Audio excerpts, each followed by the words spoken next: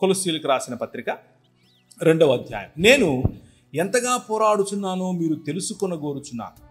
వారు ప్రేమయందు అతుకబడి సంపూర్ణ గ్రహింపు యొక్క సకలైశ్వర్యమును కలిగిన వారై దేవుని మర్మమయ్యున్న క్రీస్తును, అండర్లైన్ చేయండి, దేవుని మర్మమయ్యున్న క్రీస్తును స్పష్టముగా తెలుసుకున్న వారై తమ హృదయములలో ఆదరణ పొందవలనని. ఆదరణ అన్నది క్రీస్తు అనే మర్మమును తెలుసుకుంటే వస్తుంది. వారందరి కొరకు పోరాడుచున్నాను. బుద్ధి జ్ఞానముల యొక్క సర్వ సంపదలు ఆయన యందే గుప్తములై ఉన్నవి. బుద్ధి జ్ఞానములు, వాటి సర్వ సంపదలు ఆయన యందే గుప్తము. గుప్తము అంటే దాచిపెట్టబడి అని, గుప్తములై ఉన్నాయి. ఎవడైనను చక్కని మాటల చేత మమ్మును మోసపరుచుకుంటున్నట్లు ఈ సంగతిని చెప్పుచున్నాను. నేను శరీర విషయంలో దూరముగా ఉన్నను, ఆత్మ విషయంలో మీతో కూడా ఉండి మీ యోగ్యమైన ప్రవర్తనను క్రీస్తునందలి మీ స్థిర విశ్వాసమును చూచి ఆనందించుచున్నాను. కావున మీరు ప్రభువైన క్రీస్తు యేసును అంగీకరించిన విధమున ఆయన యందు వేరు పారిన వారై ఇంటి వలె కట్టబడుచు మీరు నేర్చుకున్న ప్రకారము విశ్వాసమందు స్థిరపడుచు. ఇంటి వలె కట్టపడుచు, ఆలయము వలె, మందిరము వలె, భవనము వలె, అండర్లైన్ చేసుకోవాలి. ఆయనను అనుసరింపక మనుష్యుల పారంపర్యాచారమును అనగా ఈ లోక సంబంధమైన మూల పాఠములను అనుసరించి మోసకరమైన నిరర్థక తత్వజ్ఞానము చేత మిమ్మును చెరపట్టుకొని వాడెవడైనా ఉండునేమో అని జాగ్రత్తగా ఉండండి. ఏలయనగా దేవత్వము యొక్క సర్వ పరిపూర్ణత శరీరమందు క్రీస్తునందు నివసించుచున్నది. ఈ విషయాన్ని ఈరోజు మీ ముందు ఉంచే ప్రయత్నం చేస్తాను. అయితే ప్రాణప్రతిష్ఠ అన్న విషయంలో మనం ఒకసారి గనక ఈ లోక సాంప్రదాయం, ఈ లోక మర్యాదను గనక చూస్తే, ఇది కేవలం భారతదేశానికి సంబంధించి నేను చెప్పట్లేదు. ఇది మెసొపొటేమియా నాగరికత నుంచి మొదలైంది. మెసొపొటేమియా నాగరికత సిరియనులు లేదా సిరియాక్ భాషలో చేసేటటువంటి, అలాగే జొరతుష్ట అనేటటువంటి జొరాస్ట్రియన్ మతానికి చెందిన వారు, ఇలా వేరు వేరు దాన్ని ఏమంటారు, మధ్యధరా ప్రాంతము అలాగే ఐగుప్తు ప్రాంతము, ఈ రెండు ప్రాంతముల మధ్య ఉన్నటువంటి ఆనాడు అబ్రహామును పిలిచినటువంటి ప్రదేశమైన ఏది ఏం చెప్పాను, మెసొపొటేమియా సివిలైజేషన్. ఆ ప్రాంతంలో కూడా జరిగేటటువంటి తంతు చెప్తున్నాను. ఏం చేస్తాడు అంటే మానవుడు తన పారంపర్యాచారముల చేత చక్కగా నీరు పీల్చుకోనటువంటి, నీరు ఏమాత్రము ఇంకనటువంటి ఒక రాయిని చూస్తాడు. ఆ రాయిని శిల్పి చేతికి ఇస్తాడు. ముఖ్యంగా ఎవరు ఈ పని చేస్తారు అనంటే, ఫలానా సమస్య ఉంది, ఆ సమస్యకు తగిన దేవీ దేవతలను మనము కనుగొనాలి ఇప్పుడు అని అనుకున్నప్పుడు, వారిని పుట్టించాలి అని అనుకున్నప్పుడు, నా పదములు నేను వాడే పదాలను కొంచెం జాగ్రత్తగా వినండి, పుట్టించాలి అని అనుకున్నప్పుడు రాజు లేకపోతే అధికారి చేసేటటువంటి ప్రకటన, రండి అని పిలిస్తే అప్పుడు శిల్పి వచ్చి మంచి రాయి చూస్తాడు, నీరు ఇంకనటువంటి రాయి. ఇది అన్ని సివిలైజేషన్స్లో ఇలాగే జరిగింది. ఇది మన దేశంలో కూడా జరుగుతోంది. సో ఆ శిల్పిని తీసుకుని దానిని చక్కగా చాలా ఏకాగ్రతతో, చాలా అందులో తనకున్నటువంటి నిపుణతనంతటినీ కూడా ధారపోసి చక్కటి శిల్పంగా తయారు చేస్తాడు. శిల్పి చేతిలో పడిన రాయి శిల్పమవుతుంది. శిల్పమైన రాయిని తీసుకుని రావాలి. తీసుకుని వచ్చి ఆలయము అనేటటువంటి ఒక ప్రదేశం, ఆలయం అనంటే ఆ ఆలయానికి శిల్పము ఉంచి ప్రాణప్రతిష్ఠ చేయనంత వరకు అది ఆలయం కాదు, అది కేవలము ఒక భవనం అంతే. ఆ భవనములోనికి, ఆ భవనము బయట ప్రాంగణాన్ని మన భాషలో చెప్పాలి అని అంటే, వారి భాషా పదములు వాడటం వల్ల పెద్ద లాభం లేదు. మన భాషలో చెప్పాలి అని అంటే యాగభూమి అనొచ్చు, యాగం చేసేటటువంటి, లేదా హోమభూమి అనొచ్చు, హోమం చేసేటటువంటి ఒక ప్రదేశం. ఆలయానికి ఆలయ ప్రాంగణంలోనే ఉన్నటువంటి ఒక ప్రదేశం. ఆ ప్రదేశానికి తీసుకొని వస్తారు. తీసుకుని వచ్చి అక్కడ నీళ్లు నిలువ ఉన్నటువంటి చోట ఈ శిల్పాన్ని, శిల్పి చేతిలో చెక్కబడినటువంటి అందమైన ఈ ఆకారాన్ని శిలా లేకపోతే ఆధారశిలగా ఉన్నటువంటి, ఉదాహరణకు స్త్రీ అయితే పురుషుడు ఆధారశిలగా ఉంటాడు, పురుషుని యొక్క శిల్పం అయితే స్త్రీ ఆధారశిలగా ఉండే ఒక శిలను ఉంచి దానిని నీళ్లలో ఉంచుతారు. కనీసము 3 దినాలు, అంటే వాషింగ్ అని పిలుస్తారు. చిన్నప్పుడు ఒక బాలుడు లేకపోతే ఒక బాలిక పుట్టినప్పుడు మనం ఏ విధంగా అయితే ఒక ఇంట్లో పుట్టిన వారిని నోరు కడగటం, కళ్ళు కడగటం, నోరు కడుగుతారా కడగరా? కడుగుతారు. ఎందుకు? అమ్మ కడుపులో ఉన్నప్పుడు ఆ ఫ్లూయిడ్స్ ఆ చిన్నవాడి పిల్లల నోట్లోకి వెళుతుంది కాబట్టి నోరు కడుగటం, కళ్ళు కడగటం, చెవులు కడగటం వగైరా వగైరా చేస్తాం. అలాగే సాంస్కృతికంగా మనిషి కూడా తను కన్నటువంటి, తను సృజించుకుంటున్నటువంటి తన చేతి పని అయిన శిల్పాన్ని నీటిలో ఉంచి దాన్ని శుద్ధీకరిస్తాడు. శుద్ధీకరించిన తరువాత 7 రకాలైనటువంటి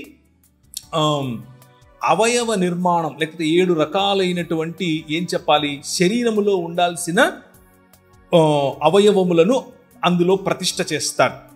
7 రకాలు: చర్మము, తర్వాత చూడగలగటం, వినగలగటం, పంచేంద్రియాలు అంటారు కదా, పంచేంద్రియ ప్రతిష్ఠ అని కూడా పిలవచ్చు. అలా చేసిన తర్వాత తీసుకుని వచ్చి పువ్వుల మీద పడుకోబెడతారు. కనీసం ఒక 3 రోజులు పువ్వుల మీద పడుకోబెట్టిన తర్వాత చర్మ సౌందర్యం పెరగాలని చెప్పి పిల్లవాళ్ళకు మనం ఏ విధంగా అయితే పసుపు రాసి మంచిగా మాలిష్ చేసి పడుకోబెడతామో, ఉయ్యాలలో వేస్తామో, అలాగే శిల్పి చెక్కినటువంటి తన చేతి పని అయిన ఈ శిల్పాన్ని తీసుకొని వచ్చి ఒక మంచి పరుపు మీద పడుకోబెడతారు. పరుపు మీద పడుకోబెట్టిన తర్వాత దాన్ని తీసుకుని, ఇప్పుడు 3 రోజులు అయిపోయింది, ఆ శిల్పాన్ని తీసుకుని దాన్ని పిసిల్ అని పిలిచారు. ఎక్కడ? మధ్యధరా ప్రాంతంలో. దాన్ని తీసుకుని వెళ్ళి ఆలయములో ప్రతిష్ఠించే క్రమంలో ప్రాణ ప్రతిష్ఠ చేస్తారు. ప్రాణ ప్రతిష్ఠ చేసినప్పుడు వారి చెవులలో, అంటే దానికంటే ముందు కన్నులకు మైనం పూసి కన్నులు తెరవకుండా ఉంచినటువంటి ఆ శిల్పానికి కన్నులు తెరిచే క్రమంలో ఆవును కానీ లేకపోతే పోసినటువంటి ధాన్యాన్ని కానీ చూపిస్తారు. ఎందుకు అనంటే ఆ కన్నులు తెరిచినటువంటి తేజోమయమైన లేదా తేజస్సు కలిగినటువంటి దేవుని యొక్క ఆవాహనాన్ని మనం పట్టుకోలేము, మనం దాన్ని గమనించలేము అన్న భయంతో. ఇదంతా కూడా మనుష్యులు చేస్తున్నటువంటిది. దీన్ని తీసుకుని వెళ్ళి ఒక ఆలయంలో ఉంచి అప్పుడు ప్రాణప్రతిష్ఠగా దాన్ని మంత్రోచ్చరణ చేసినప్పుడు అందులోనికి జీవం, అందులోనికి ప్రాణం అనగా ఉచ్ఛ్వాస నిశ్వాసలు, అలాగే చూపులో ఉన్నటువంటి తేజస్సు వగైరా వగైరాలు వచ్చాయి అని నమ్మి దానిని అర్చకులు వారి యొక్క మంత్రోచ్చరణ చేత అర్చన చేయటం, పూజలు చేయటం మొదలు పెడతారు. ఇది అన్ని సంస్కృతులలో కూడా, ముఖ్యంగా మధ్యధరా ప్రాంతము మరియు మెసొపటోమియా ప్రాంతం నుంచి వచ్చినటువంటి అన్ని సంస్కృతులలో జరిగే తంతు ఇదే. అక్కడక్కడ మంత్రోచ్చరణ వేరుంటుంది, మంత్రాలు వేరే ఉంటాయి, పద్ధతులు వేరే ఉంటాయి, కానీ ఓవరాల్గా జరిగేటటువంటి తంతు అయితే ఇదే. ఎందుకు ఇదంతా చెప్తున్నావు? మాకు లేఖనం చెప్పడానికి కదా పిలిచాను అని అనుకుంటున్నారా? Now you open Genesis chapter 1. ఇప్పుడు ఆదికాండం 1వ అధ్యాయాన్ని చూడండి. ఈ లోక మర్యాదకు దేవుని మర్యాదకు ఉన్నటువంటి తేడా. దేవుడు, మీరు చదివిందే, ఎప్పుడూ చదువుతూ వచ్చిందే, నేను కొత్తగా చెప్పేదేమీ కాదు, మీరు ఇంటికి వెళ్ళిన తర్వాత కూడా దాన్ని బేరీజు వేసుకుని చదివే ప్రయత్నం చేయండి. దేవుడు తను ఒక మందిర నిర్మాణం చేశాడు. భూమి ఆకాశములు అనేటటువంటి తన నివాస యోగ్యమైనటువంటి ఒక ఆలయ నిర్మాణం చేశాడు.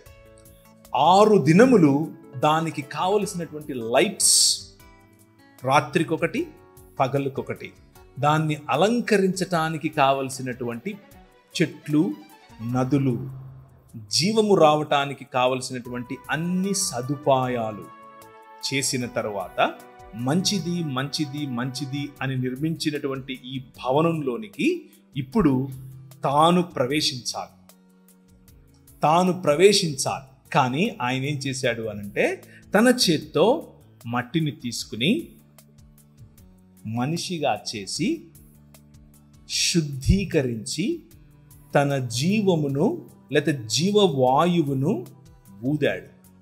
ఊదినప్పుడు ప్రాణ ప్రతిష్ఠ జరిగింది.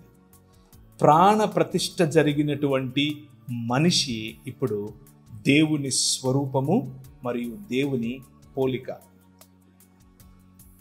దేవుని స్వరూపము దేవుని పోలిక అయినటువంటి మనిషి భూమి ఆకాశములు అనే మందిరములో ఆయన ఉంచి ఈ మందిరమును నువ్వు ఎక్స్టెండ్ చెయ్యనన్నాడు. ఈ మందిరములో నేను ఏర్పరచినటువంటి కుశలత, నేను ఏర్పరచినటువంటి ఆర్డర్, క్రమము, ఆ క్రమమును ఫలింపచే, అభివృద్ధి చెందించు, విస్తరింపచే, భూమిని నిండించు, దానిని లోబర్చుకుని ఏలు అని చెప్పాడు.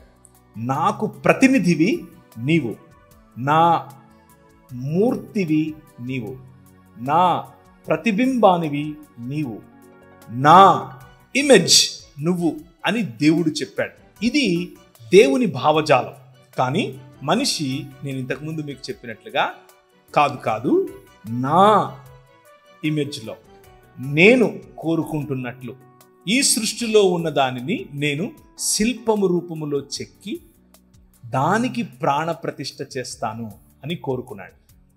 The exact opposite of what God did is what men are doing. దేవుడు ఆలయ నిర్మాణం చేసి నిన్ను ప్రాణ ప్రతిష్ఠ చేసి నిలబెడితే నువ్వు ఆయన ఏర్పరిచినటువంటి క్రమాన్ని విడిచిపెట్టి నో అని చెప్పి ఒక క్రొత్త మందిర నిర్మాణం చేసి అందులో సృష్టిలో భాగమైనటువంటి వాటికి ప్రాణం పోసే ప్రయత్నం చేస్తున్నావు. దేనికి? నన్ను ఏలు అని చెప్పటం కోసం. నువ్వు ఏలు అని ప్రభువు చెబితే నన్ను ఏలు అని నువ్వు ఈ సృష్టిని ఆహ్వానిస్తున్నావు. దాన్నే ఆవాహయామి అంటున్నావు. దానికి ఒక మంత్రం చదువుతున్నావు, ప్రాణం పోస్తున్నావు. ఈ లోక మర్యాద చొప్పున నడుచుకోవటం వల్ల వచ్చినటువంటి పర్యవసానం ఏమిటి అని అంటే, భవనం లేకపోతే దేవుని మందిరంలో ఉండాల్సినటువంటి మనిషి మెల్లిమెల్లిగా ఆ మందిరములో ఉన్నటువంటి లేకపోతే ఆయన ఏర్పరిచినటువంటి సృష్టికి దాసుడయ్యాడు. సో మొదటి పాయింట్ నేను మీకు గుర్తు చేస్తున్నది ఏమిటి అని అంటే, వస్తాను అసలు పాయింట్కి. మొదటి పాయింట్ నేను మీకు గుర్తు చేస్తున్నది ఏమిటి అని అంటే, ఆలయంలో జీవుడు, ఆయన నిర్మించినటువంటి భూమి ఆకాశములనే ఆలయంలో జీవుడు.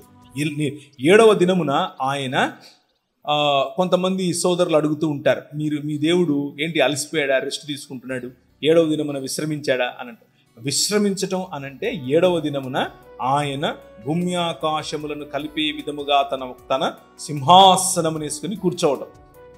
సో హీ రెస్టెడ్ దేర్ అనంటే he sat on his throne to rule over this world. ఈ ప్రపంచాన్ని ఏలటానికి ఆయన భూమి తన పాదపీఠముగాను ఆకాశము తన సింహాసనముగాను, అనగా తను నివసించు స్థానముగా, తను ఏలే స్థానముగా ఆయన కూర్చున్నాడు. That's the image that Genesis chapter 1 is depicting. అంటే మొదటి 2 అధ్యాయాలు ఆది కాండంలో ఈ ఇమేజరీని మనకు తెలియజేస్తున్నాయి. God beautifying this world. అదే ఇమేజ్ మోషేకిచ్చి ఏ విధంగా తన నిబంధన మందసము ఉండాలి, ఎక్కడ ఉండాలి, ఎలాంటి దాన్ని ఏమంటారు గుడారములో ఉండాలి, ఎగ్జాక్ట్గా ఏ విధంగా అయితే ఆయన ఆనాడు చేశాడో అదే పద్ధతిని పాటించమని చెప్పి. ఎందుకంటే there I will come and meet you, నేను ఆ ఆలయము ఆ గుడారములో వచ్చి మీతో కలుస్తాను. ఇక్కడ ప్రాణ ప్రతిష్ఠ చేసి ఆవాహయామి అని అంటూ ఉంటే ఆయన నీలో ప్రాణ ప్రతిష్ఠ చేసి నిన్ను కలవటానికి ఇష్టపడుతున్నాడు. This is the difference between the ways of God and the ways of men. దేవుని మార్గములకు మనుష్యులు ఏర్పరచుకున్నటువంటి పారంపరాచారములకు లేకపోతే ఈ లోక మర్యాదకు ఉన్నటువంటి తేడా.